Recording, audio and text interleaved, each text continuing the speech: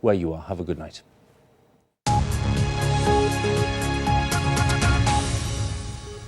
Good evening, welcome to BBC Newsline.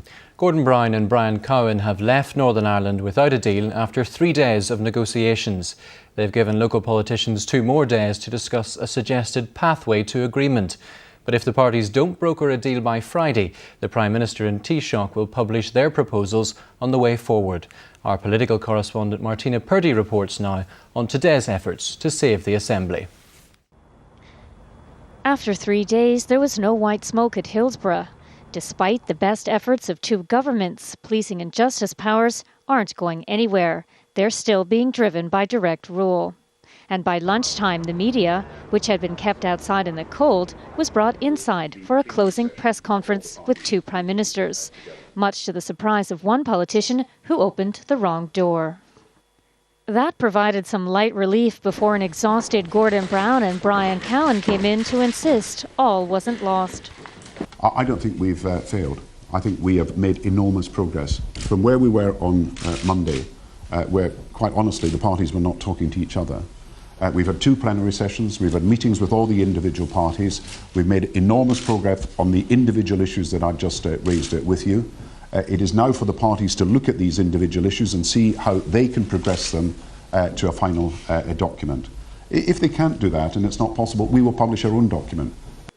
Listening at the door was Jerry Adams, while the Taoiseach deflected questions about who was to blame for the failure to reach agreement. I'm not going to give any reply that would seem to be acrimonious or divisive at this time. We've worked hard about bringing people together, about addressing the issues. There are some issues certainly where we need to see more progress. We need to see all of those issues brought together now to completion.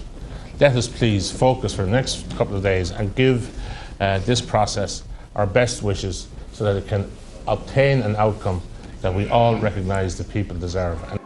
Sinn Féin then expressed deep disappointment there was no deal and seemed to blame the DUP's decision to make parading a precondition. One thing is certain, and it is absolutely certain as far as we are concerned, that citizens' rights and entitlements cannot and will not be made subject to a unionist veto or an Orange Order precondition. I think we've shown over the last few days that we're not prepared to buy a pig in a poke.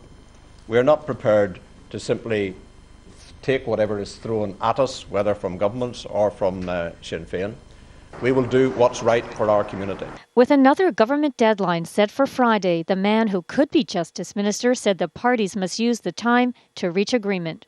Instead of engaging in the blame game and the whinge game, parties get down to engaging seriously and sensibly together over the coming couple of days. I think it's time that politicians stop looking to short-term party advantage and recognise the real potential cost to this community if they do not succeed this week. With the Prime Ministers leaving and a crisis looming, it's not certain yet if they'll be back on Friday. Well, some talking did continue at Hillsborough after the Prime Minister and Taoiseach had left. Our political correspondent Martina Purdy is there now. So where do we go from here, Martina? Well, David, I'm afraid we're back at Hillsborough Castle tomorrow for another round of talks, although instead of being hosted by the British and Irish Prime Ministers, we'll see the Secretary of State Sean Woodward and the Irish Foreign Minister Micheál Martin leading the delegations. Obviously, the 2 prime ministers have left what they called a pathway to progress, and you could say the 2 governments have come down on the side of Sinn Féin in terms of the date by suggesting that the Justice Minister could be in place by early May, but that hasn't been agreed by the DUP, and it's the price and conditions around that that will be the source of a lot of arguments over the next 48 hours, the DUP standing firm around that issue of progress on parades. Martina, is there any guarantees that all the parties will turn up for further talks?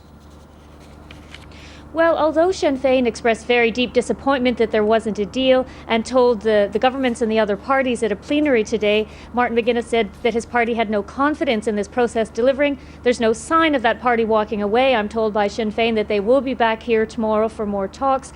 As for the DUP, I spoke to someone in that camp this evening, and although the party has been under a lot of pressure, they're feeling rather buoyant that they haven't caved in despite problems around the leadership. They feel that they are standing firm and standing up for unionism. And if the Friday deadline isn't met, what happens then? Well, the two governments have said they are going to publish their document if the parties can't agree. Now, in the past, we've seen the governments do that, and usually what happens is it signals the start of the blame game. But there's still some time left in this process. It's still very much alive, so let's see what the next few days bring. Martina, thank you for joining us live from Hillsborough. A man seriously ill in hospital after being shot a number of times in Londonderry. A gunman wearing a motorbike helmet opened fire in a shop in Waterloo Place this evening. The victim was hit in the lower body. The police are trying to establish a motive. Police and USPCA officers are investigating a suspected case of animal neglect at a farm near Hillsborough. It brings to 4 the number of such cases in the past week or so. Gordon Adair reports contains some graphic images which you may find upsetting. Believe it or not, these sorry-looking horses are thoroughbreds, but they've been allowed to slip into appalling condition. In a way, though, they're the lucky ones rescued by the USPCA from a farm near Guildford last night. The animals couldn't stay where they were. They've come into our care now, and we're going to have to work very hard to try and bring them back to full health, but more importantly to get them suitable homes, and that will probably be in England. 4 dead horses were found at the site. 2 more were beyond rescue and had to be put down. And just a few days ago, these were the scenes uncovered by USPCA officials at a farm near Hillsborough. We don't have pictures of the most shocking discovery of all, when 22 cattle were found starved to death at a farm near Darkley in County Armagh yesterday afternoon. So, is there a crisis in the countryside? All I can say is that the reports that we have had have not gone up over a period of time. It may just be a small blip. I think there's also the case that the severe weather really in December there may have reduced access to water for some animals. And certainly if animals are in a precarious position, then that can lead to, quite quickly lead to welfare conditions. But the USPCA see things differently. There's an entire problem in the farming industry. The animals that I'm looking at, once they reach a point where they have no commercial value, they get no further help, no further money is spent on them. And it's very funny in the last 3 days that once the value of these animals was lost to the owner, he was not going to spend another penny on food, another penny on drugs, or another penny on anything else. And they say a change in the law is vital. Let me tell you how silly it is at the moment. An animal has to suffer before we can help it, or before DARD can help it, or before police can help it. That's wrong. There's no other protective legislation that I know of in the developed world that lets suffering take place before help can start. And late this afternoon, USPCA officials and the police were called to yet another suspected neglect case, again near Hillsborough, making it 4 such cases in less than a week. Gordon Adair, BBC Newsline, County Armagh. Well, it's time now for a look at what the weather has in store for the next few days. With all the details, here's Jackie McCann. Good evening. After a breezy day today, we're going to hold on to that brisk northwesterly breeze tonight, and it is going to feed in some showers, mainly towards the north coast and indeed along the east coast. But for the most part, staying dry with plenty of cloud, which means temperatures should hold around 3 Celsius. Although further south, the chance of a few breaks here, allowing temperatures to drop back. So the slight risk of frost here, but it's not a widespread problem. Now it is set to turn colder tomorrow, and generally speaking there will be a good deal of cloud in the sky. That said, a little bit of brightness first thing, mainly towards the southeast, but generally the clouds dominating the skies, and if anything it is going to turn increasingly cloudy during the course of the day. It's a pretty decent looking day across many parts of the UK tomorrow, particularly towards the south where there will be some decent spells of wintry sunshine. But despite the generous sunshine here, temperatures still struggling and feeling quite chilly. Further north, a different scenario. You can see that band of rain pushing down, and that is going to bring some snow to the hills of Scotland.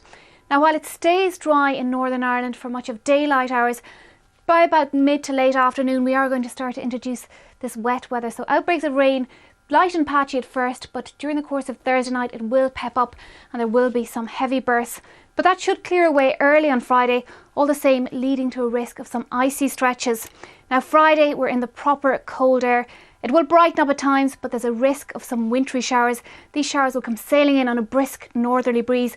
And for the weekend, it stays cold. We'll see a return to some rain, sleet and snow showers. Good night.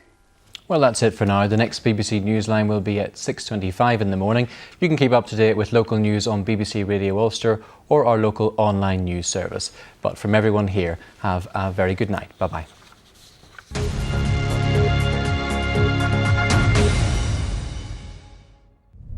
Grab those tickets next on BBC One for our midweek